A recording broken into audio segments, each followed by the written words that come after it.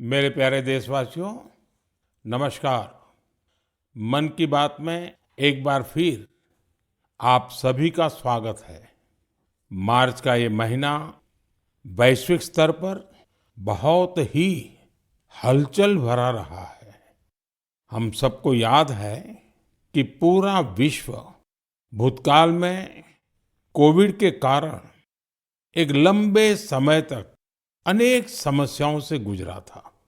हम सभी की अपेक्षा थी कि कोरोना के संकट से निकलने के बाद दुनिया नए सिरे से प्रगति की राह पर आगे बढ़ेगी।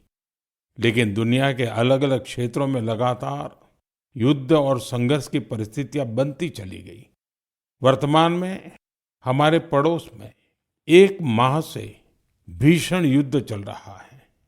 हमारे लाखों परिवारों के सगे संबंधी इन देशों में रहते हैं, खासतौर पर खाड़ी देशों में काम करते हैं।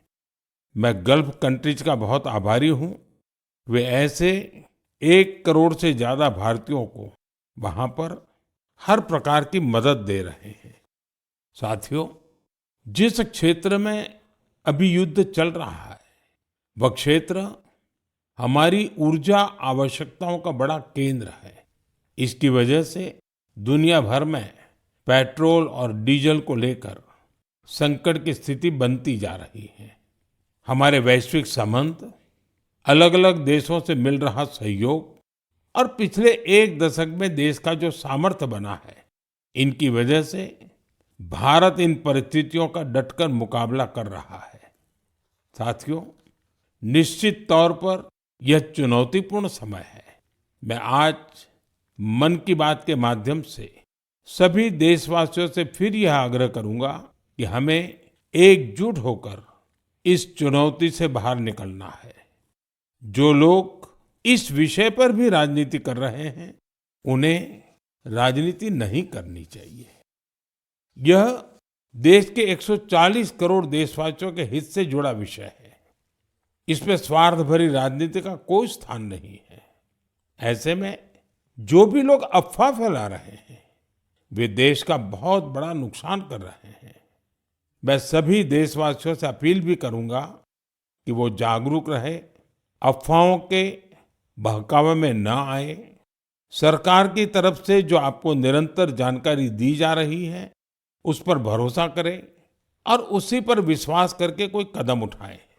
मुझे हर बार की तरह इस बार भी विश्वास है कि जैसे हमने देश के 140 करोड़ देशवासियों के सामर्थ्य से पुराने संकटों को हराया था, इस बार भी हम सब मिल करके इस कठिन हालत से बहुत ही अच्छी तरह बाहर निकल जाएंगे। मेरे प्यारे देशवासियों, भारत की ताकत यहाँ के कोटि-कोटि लोगों में निहित है।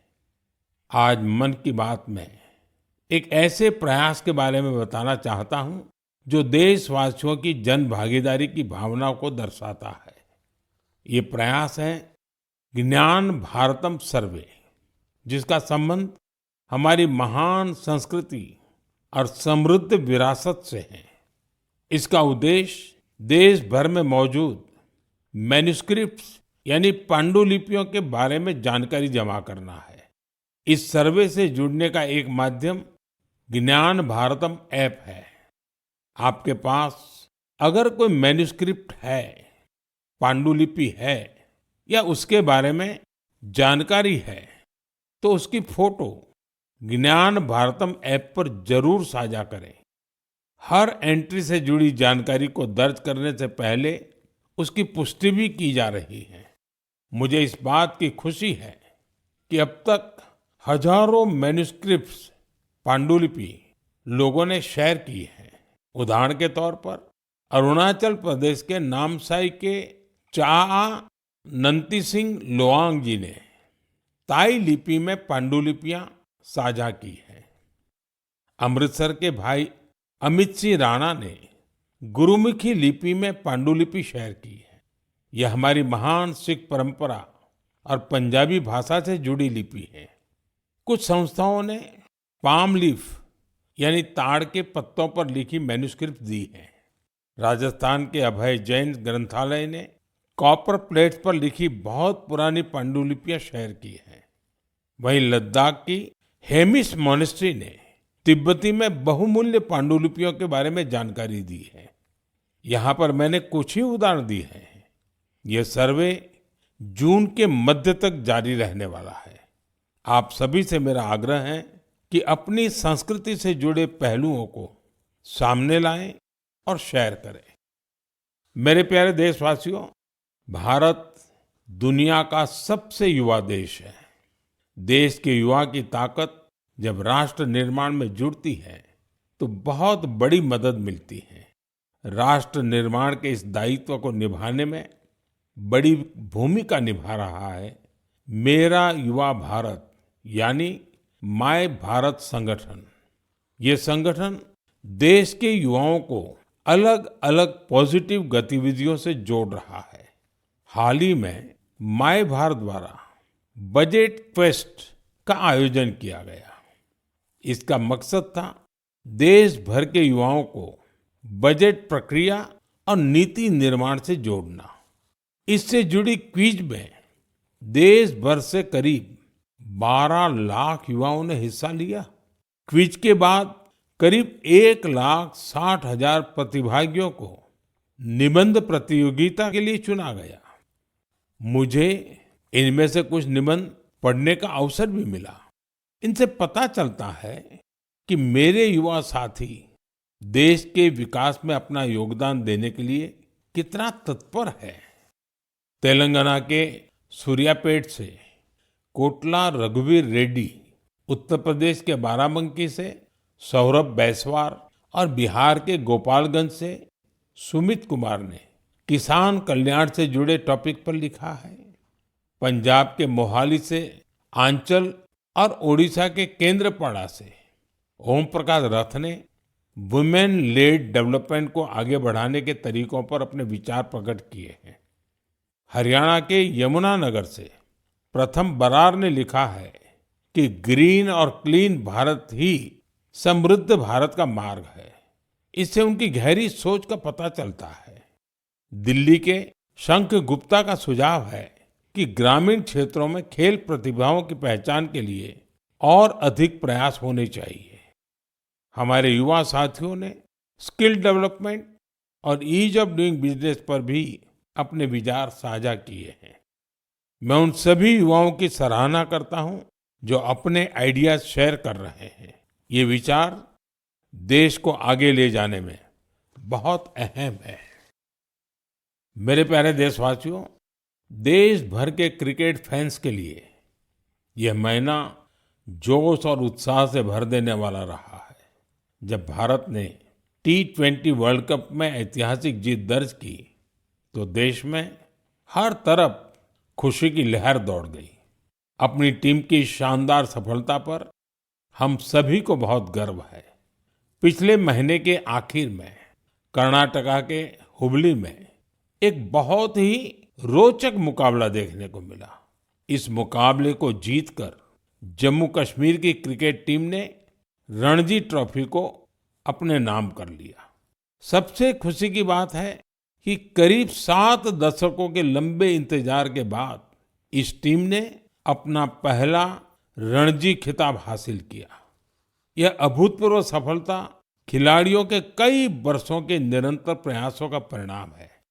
टीम के कप्तान पारस डोगरा ने अद्भुत कौशल दिखाया।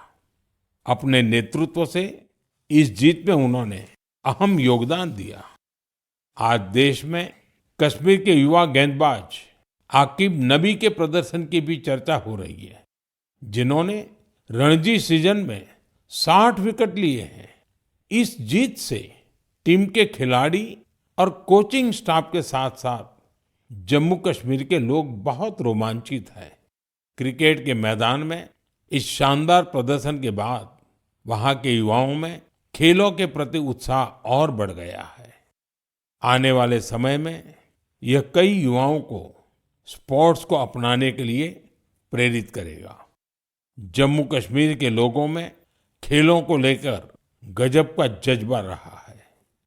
मुझे खुशी है कि अब ये बड़े खेल आयोजनों का हब भी बनता जा रहा है। खेलो इंडिया विंटर गेम्स के लिए गुलमर्ग तो पहले ही अपनी पहचान बना चुका है। फुटबॉल जैसे स्पोर्ट्स भी यहाँ के युवाओं के बीच काफी लोकप्रिय है।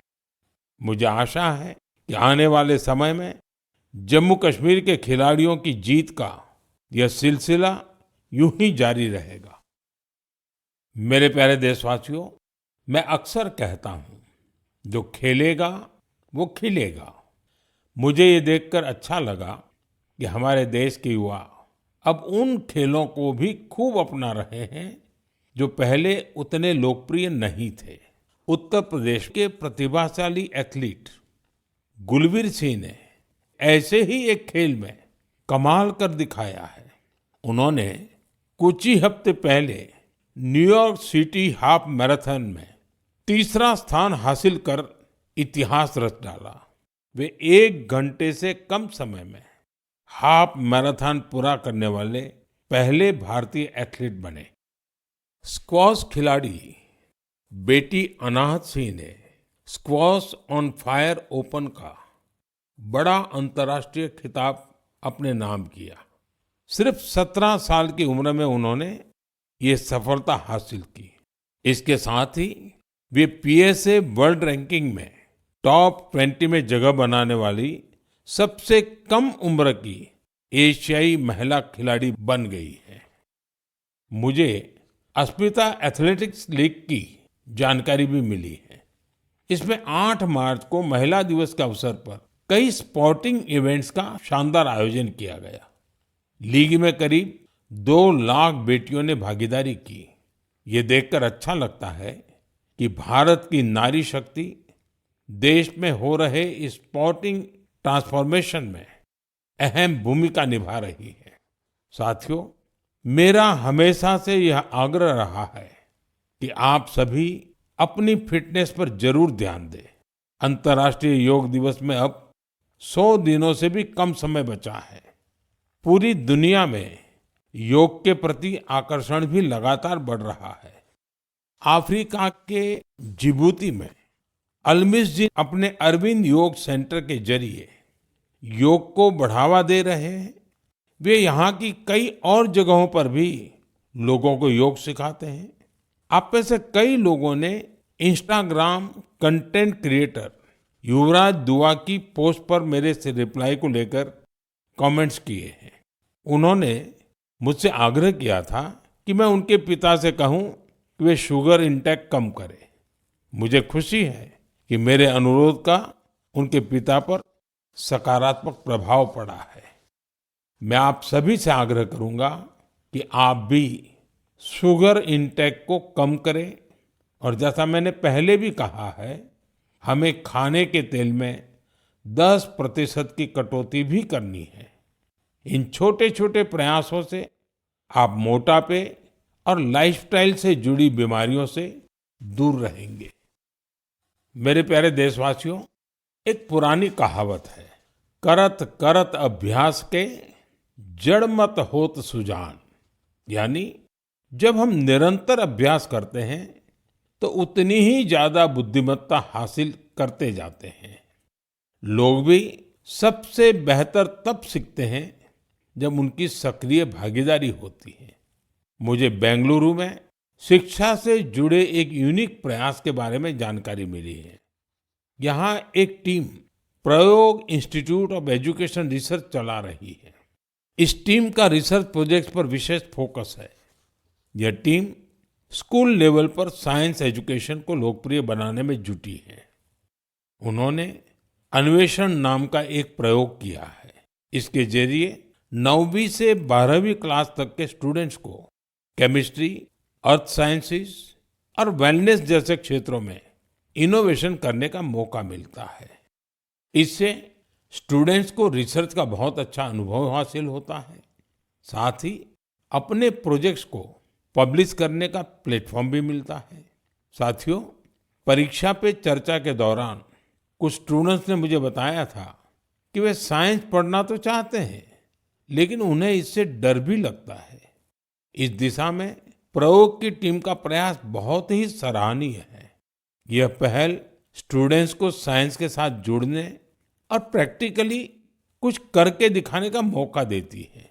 जब हम किसी चीज को खुद करके देखते हैं तो जिज्ञासा और रुचि पैदा होती है।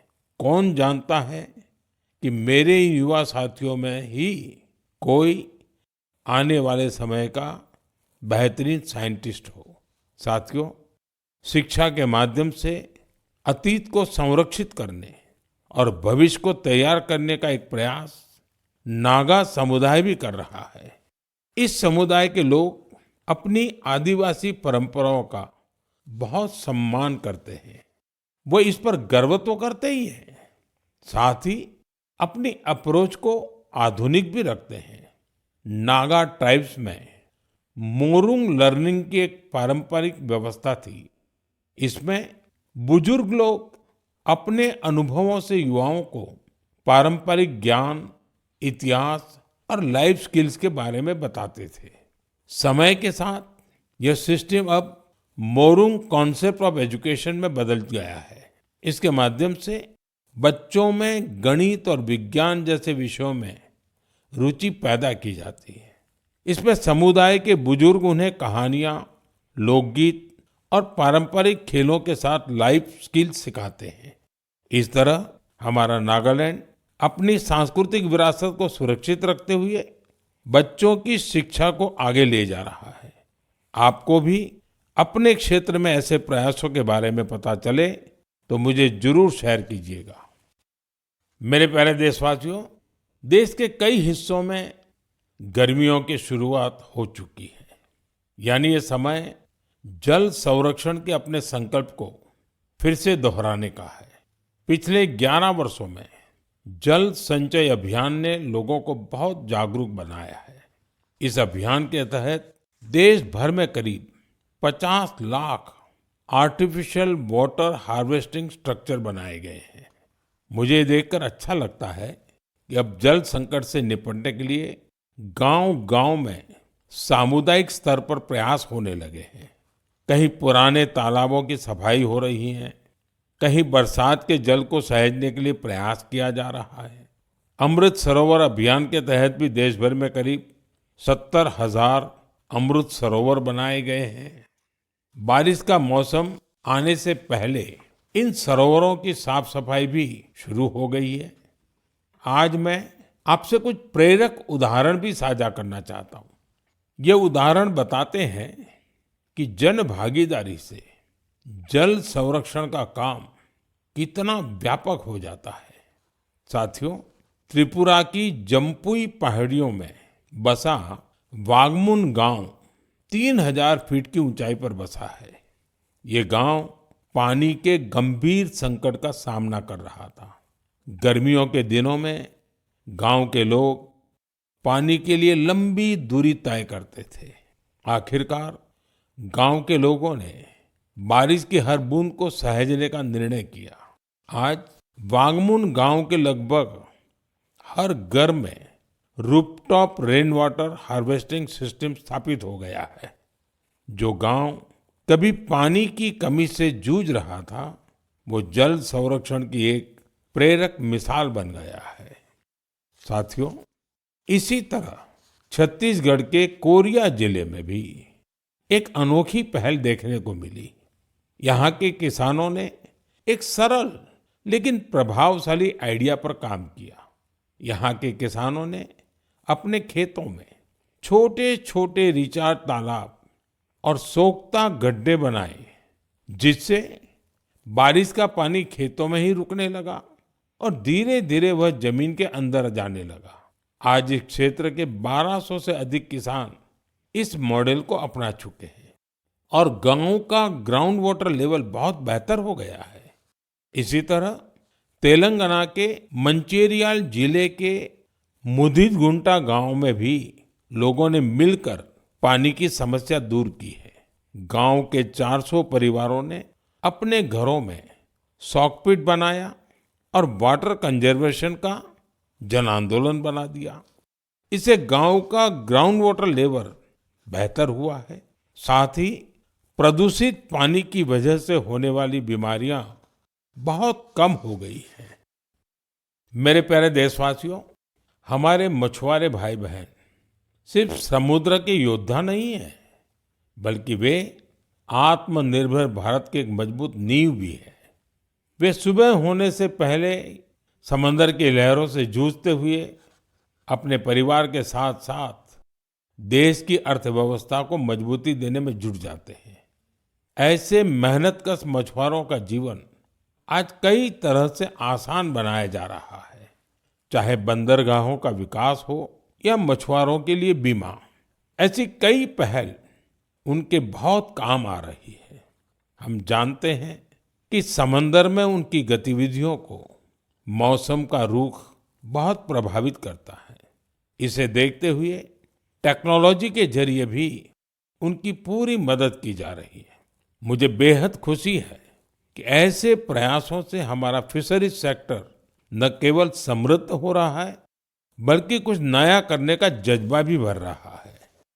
आज फिशरीज और सीवीड के क्षेत्र में नए नए इनोवेशन हो रहे हैं और हमारे मछुआरे भाई बहन आत्मनिर्भर बन रहे हैं। ओडिशा के संबलपुर की सुजाता भुयान जी एक गृहिणी थी, लेकिन वो कुछ नया करके अपने परिवार की और मदद करना चाहती थी। इसलिए कुछ वर्ष पहले उन्होंने हीराकुंड रिजर्वायर में फिश फार्मिंग शुरू की। शुरुआती दिन उनके लिए आसान नहीं थे। मौसम में होने वाले बदलाव, मछलियों के खाने का प्रबंध और घर की जिम्मेदारियों के साथ संतुलन बनाने में जैसी कई चुनौतियां थी, लेकिन उनका हौसला अडिग था। केवल 2-3 वर्ष के भीतर उन्होंने अपने प्रयास को एक फलते फूलते बिजनेस में बदल दिया। आज उनकी सफलता समुदाय की महिलाओं के लिए उम्मीद की नई किरण बन गई। साथियों, लक्षद्वीप में मिनिकॉय की हावा गुलजार जी की कहानी हमारी माताओं बहनों की अद्भुत संकल्प शक्ति को सामने लाती है। दरअसल वे एक फिश प्रोसेसिंग यूनिट चलाती थी, लेकिन उन्हें लगा कि उनके पास एक अच्छा कोल्ड स्टोरेज हो तो वे और बेहतर कर सकती है। इसलिए उन्होंने कोल्ड स्टोरेज यूनिट लगाने का फैसला किया। आज यही उनकी ताकत बन चुका है। अब वे बेहतर प्लानिंग के साथ कारोबार कर पा रही है। साथियों, देश में आज हर तरफ ऐसे प्रयास हो रहे हैं जो प्रेरित करने वाले हैं। बेलगावी के शिवलिंग सतप्पा हुद्दार ने पारंपरिक खेती से अलग रास्ता चुना। इसके लिए उन्होंने एक पॉन्ड फार्म बनाया। इस कारोबार के लिए उन्हें ट्रेनिंग भी मिली। अब अपने पॉन्ड से मछलियों की बिक्री कर वे अच्छी कमाई कर रहे हैं। वहीं सीवीड की मांग को देखते हुए कई लोगों ने सीवीड कल्टीवेशन को भी अपनाया है। इसका उन्हें बड़ा लाभ भी हो रहा है। मैं एक बार फिर फिशरीज सेक्टर से जुड़े सभी लोगों की सराहना करता हूं। हमारी इकोनॉमी को सशक्त बनाने के लिए उनका प्रयास बेहद प्रशंसनीय है। मेरे प्यारे देशवासियों, जब समाज खुद आगे आता है तो छोटे छोटे प्रयास भी बड़े बदलाव की नींव बन जाते हैं। हमारे देश के अलग अलग हिस्सों में ऐसे कई उदाहरण सामने आ रहे हैं जो हमें यही सिखाते हैं। हाल ही में उत्तर प्रदेश के वाराणसी में एक प्रेरक प्रयास देखने को मिला। वहां एक ही घंटे में 2,51,000 से अधिक पौधे लगाए गए और एक नया गिनीज वर्ल्ड रिकॉर्ड बना। इस प्रयास की सबसे खास बात ये रही कि इसमें हजारों लोग एक साथ जुड़े। छात्र, जवान, स्वयंसेवी संगठन, अलग अलग संस्थाएं, सबने मिलकर इस काम को संभव बनाया। जन भागीदारी का यही स्वरूप एक पेड़ मां के नाम अभियान के दौरान भी दिखता है। इस अभियान के तहत देश भर में करोड़ों पेड़ लगाए गए हैं। साथियों, नागालैंड के चिजामी गांव से भी एक बहुत प्रेरक प्रयास सामने आया है। चिजामी गांव की महिलाएं मिलकर 150 से अधिक वैरायटी के पारंपरिक बीजों को सुरक्षित रख रही है। इन बीजों को एक कम्युनिटी सीड बैंक में संरक्षित किया जा रहा है, जिसे गांव की महिलाएं ही चलाती हैं। इनमें चावल, बाजरा, मक्का, दालें, सब्जियां और कई तरह की जड़ी बूटियां शामिल है। यह एक ऐसा प्रयास है जिसमें ज्ञान भी सुरक्षित है, परंपरा भी जीवित है और आने वाली पीढ़ियों के लिए एक मजबूत आधार भी तैयार हो रहा है। साथियों, आज जब दुनिया जलवायु परिवर्तन जैसी चुनौतियों का सामना कर रही है, तब ऐसे प्रयास हमें यह बताते हैं कि समाधान हमेशा कहीं दूर नहीं होता। कई बार हमारे अपने पारंपरिक ज्ञान और सामुदायिक प्रयास ही हमें सबसे मजबूत रास्ता दिखाते हैं। मेरे प्यारे देशवासियों, आज आप देश के किसी छोटे बड़े शहर में जाएंगे तो एक बदलाव आप जरूर नोटिस करेंगे। आपको बड़ी संख्या में घरों की छत पर सोलर पैनल लगे हुए दिखाई देंगे। कुछ साल पहले तक ये इक्का दुक्का घरों पर ही दिखता था, लेकिन आज पीएम सूर्यघर मुफ्त बिजली योजना का प्रभाव देश के कोने कोने में दिखने लगा है। इस योजना की वजह से गुजरात के सुरेंद्रनगर जिले की पायल मुजपरा के जीवन में बहुत बड़ा बदलाव आया है। उन्होंने सूर्य पहल के माध्यम से सोलर पावर टेक्नोलॉजी की ट्रेनिंग ली और 4 महीने का सोलर पीवी टेक्नीशियन का कोर्स पूरा किया। अब वो एक कुशल सोलर टेक्नीशियन बन गई है। पायल एक सोलर उद्यमी के तौर पर अपनी पहचान बना रही है। वो आसपास के जिलों में सोलर रूफटॉप इंस्टॉलेशन का काम करती है और इससे उन्हें हर महीने हजारों रुपए की आय होती है। साथियों, मेरठ के अरुण कुमार भी अब अपने इलाके में ऊर्जादाता बन गए हैं। हाल ही में दिल्ली में हुए कार्यक्रम में अरुण कुमार ने हिस्सा लिया था और अपने अनुभव साझा किए थे। उन्होंने बताया था कि वो न केवल बिजली बिल की बचत कर रहे हैं, बल्कि अपनी अतिरिक्त बिजली बेच भी रहे हैं। साथियों, जयपुर के मुरलीधर जी की सफलता भी कुछ ऐसी ही है। पहले उनकी खेती डीजल पंप पर निर्भर थी, जिसमें हर साल हजारों रुपए खर्च होते थे। जब उन्होंने सोलर पंप अपनाया तो उनकी खेती का तरीका ही बदल गया। अब उन्हें ईंधन की चिंता नहीं रहती, सिंचाई समय पर होती है और उनकी सालाना आय भी बढ़ गई है। सबसे महत्वपूर्ण बात यह है कि अब उनका परिवार साफ ऊर्जा के साथ बेहतर जीवन जी रहा है। साथियों, पीएम सूर्यघर मुफ्त बिजली योजना का फायदा नॉर्थ ईस्ट के इलाकों में भी मिल रहा है। त्रिपुरा में रियांग जनजाति के कई गांव ऐसे थे जहां बिजली की समस्या थी। अब सोलर मिनी ग्रिड के माध्यम से वहां के घरों में रोशनी रहती है। वहां बच्चे अब शाम के बाद भी पढ़ पा रहे हैं, लोग मोबाइल चार्ज कर पा रहे हैं और गांव का सामाजिक जीवन भी बदल गया है। साथियों, देश में सोलर ऊर्जा क्रांति के ऐसे न जाने कितने उदाहरण हैं। आप भी इस क्रांति से जुड़िए और दूसरों को भी जोड़िए। मेरे प्यारे देशवासियों, मन की बात के लिए मुझे हर महीने देश के अलग अलग हिस्सों से ढेरों संदेश मिलते हैं। इन संदेशों से ये भी पता चलता है कि दूर दराज के क्षेत्रों में बैठे लोग कितने चाव से इस कार्यक्रम को सुनते हैं। जब मैं आपके सुझाव पढ़ता हूं तो मुझे लगता है कि ये सिर्फ एक कार्यक्रम नहीं है, ये हम सबका एक साझा संवाद बन गया है। आपके विचार, आपके अनुभव इस कार्यक्रम को लगातार बेहतर बनाने की प्रेरणा देते हैं। आप अपने आसपास की प्रेरक गाथाएं यूं ही साझा करते रहिए। हो सकता है आपकी एक छोटी सी कोशिश किसी और के जीवन में बड़ा बदलाव ले आए, किसी को आगे बढ़ने का नया हौसला दे दे। यही तो रेडियो की असली ताकत है। ये देश के अलग-अलग कोने में बैठे लोगों का एक विचार, एक भावना और एक उद्देश्य से जोड़ देता है।